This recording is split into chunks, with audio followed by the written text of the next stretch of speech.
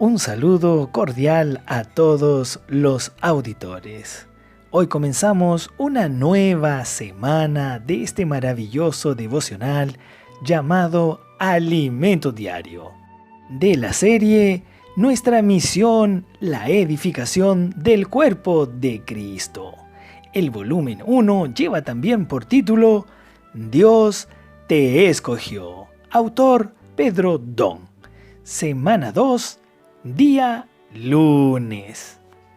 La lectura bíblica de hoy la encontramos en Daniel capítulo 2 versos 31 al 45.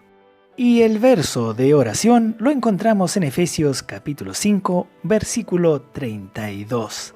Disfrutemos juntos leyendo este versículo con oración y en el Espíritu. Grande es este misterio. Mas yo digo esto respecto de Cristo y de la Iglesia. Señor Jesús, grande, grande, amén, es este misterio. Señor Jesús, mas yo digo esto respecto de Cristo y de la Iglesia. Te alabamos, Señor. En el comienzo de esta semana, a ti sean dadas la honra y la gloria, porque a ti te ha placido revelarnos el misterio de Cristo, que es la Iglesia. Señor Jesús, amén. Hoy presentamos el gran misterio del universo, Cristo y la Iglesia. El título del mensaje de esta semana es Bendición espiritual en los lugares celestiales.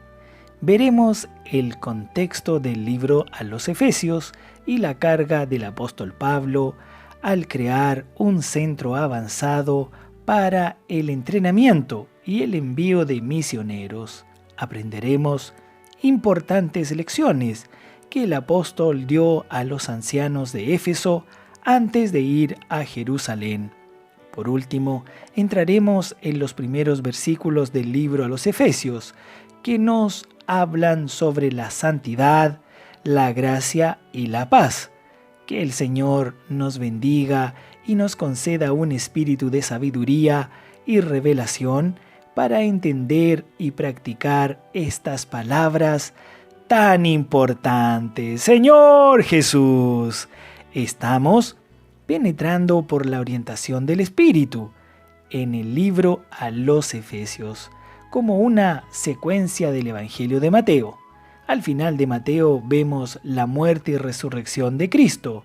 En el último capítulo del Evangelio de Juan se registra que Jesús apareció en el mar de Tiberias a Pedro y a otros 6 discípulos. Mateo capítulo 21, versos 1 y 2.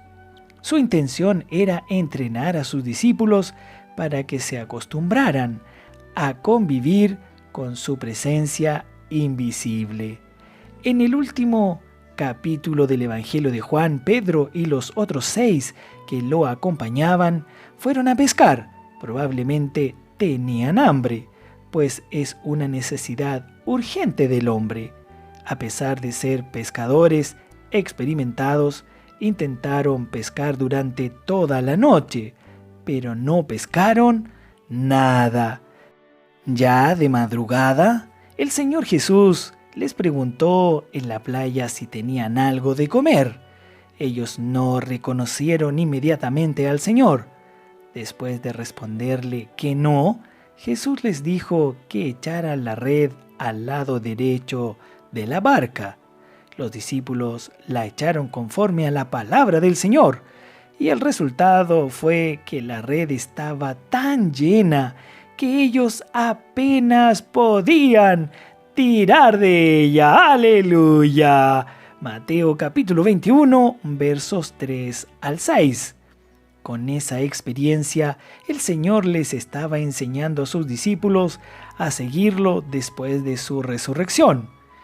Jesús dijo a sus discípulos, y eso también se aplica a nosotros, que estaría con ellos todos los días hasta el fin del mundo. Mateo capítulo 28, verso 20. No era más el Señor Jesús en la carne, sino el otro Consolador, el Espíritu de verdad que estaba con los discípulos y que entró en todo aquel que cree en Él, Señor Jesús. Juan capítulo 14, versos 16 al 17. Cuando era joven, anhelaba ser uno de aquellos 12 discípulos que acompañaron y disfrutaron de la presencia física de Jesús. Sin embargo, hoy entiendo que la presencia invisible del Señor está siempre conmigo y con cada uno de nosotros en su palabra. Mientras Jesús estaba en la carne, pocas personas podían disfrutar de su presencia, pero hoy su palabra ha sido hablada en toda la tierra. Todos aquellos que aprecian y creen que la palabra profética viene de la boca de Dios, disfrutan de su presencia. No podemos perder las oportunidades de oír la palabra profética. Cuando el Señor habla y nosotros creemos, ocurren los milagros. Al salir a las calles para predicar el Evangelio y orar por las personas, vemos con nuestros propios ojos los muchos milagros que ocurren. Además de la predicación del Evangelio, también podemos contribuir con la obra de Dios por medio de las ofrendas. En el Antiguo Testamento, la ley determinaba que se ofrendase el diezmo. Hoy ya no estamos en la era de la ley, sino en la era de la gracia, la cual no está bajo la ley, pues es mayor que ella. Mateo capítulo 5, versículo 20. El Señor nos ha suplido abundantemente en todas nuestras necesidades, principalmente en las materiales. Por tanto, debemos ofrendar para las necesidades de la iglesia y de la obra con un corazón alegre. Si tiene dudas, ore al Señor y Él pondrá en su corazón una cantidad para ofrendar. Las ofrendas de riquezas materiales no son solo para las necesidades de la iglesia, principalmente son para la expansión del Evangelio en toda la tierra. Si somos fieles en la predicación del Evangelio y en la edificación de la iglesia, participaremos de las bodas del Cordero, conforme a lo mencionado en Apocalipsis capítulo 19. Solamente aquellos que tienen el vestido nupcial, es decir, aquellos que han luchado por el reino, podrán entrar en las bodas, que serán en el cielo. Apocalipsis capítulo 19, versos 7 y 8. Allí nos uniremos con Cristo en matrimonio. Seremos uno solo, nosotros y Él. ¡Aleluya!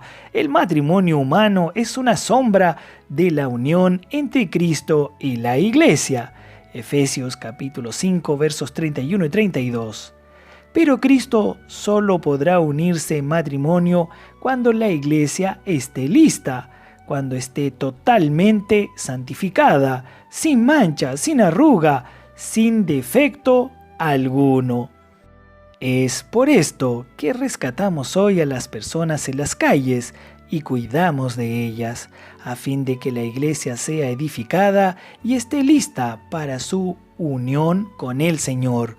Cuando eso suceda, el Señor volverá y arrebatará a los vencedores en su venida secreta, antes de la gran tribulación.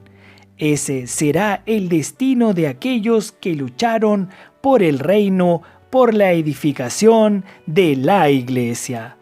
En el segundo capítulo de Daniel vemos una piedra no cortada con manos humanas, que hirió los pies de la gran estatua con la cual el rey Nabucodonosor de Babilonia soñó. Versículos 34 y 45. Esa gran estatua representa al reino de este mundo, cuyo príncipe es Satanás, que usa el gobierno humano para hacer su voluntad. Después del casamiento con Cristo, la iglesia, como esa piedra en la visión de Daniel, seguirá al gran general en la última batalla, la batalla de Armagedón, a fin de derrotar al anticristo y a todos sus seguidores. Satanás será preso en ese tiempo y comenzará el reino milenario, que es la manifestación del reino de los cielos, donde los vencedores reinarán con Cristo en la parte celestial con un cuerpo semejante al cuerpo de Jesús después de su resurrección. Filipenses capítulo 3, verso 21.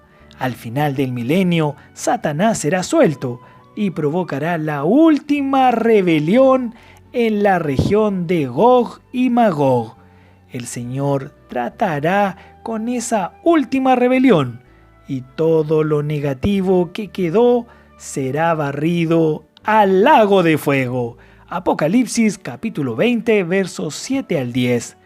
Después Cristo le entregará el reino al Padre y llegará la nueva Jerusalén. Apocalipsis capítulo 21 versos 1 y 2. Que será una ciudad cuadrangular con la misma anchura, la misma longitud y la misma altura. Y nosotros estaremos, aleluya, para siempre con el Señor. Ese será nuestro maravilloso destino. Señor Jesús, alabamos al Señor por la palabra de este día. Dios nos ama de más a cada uno de nosotros. Pregunta para hoy: ¿qué representa la piedra no cortada con manos en la visión de Daniel en el capítulo 2? Mañana continuaremos con este precioso mensaje. Que todos tengan un comienzo de semana lleno de alegría, lleno de felicidad, amor y de muchas bendiciones. Amén.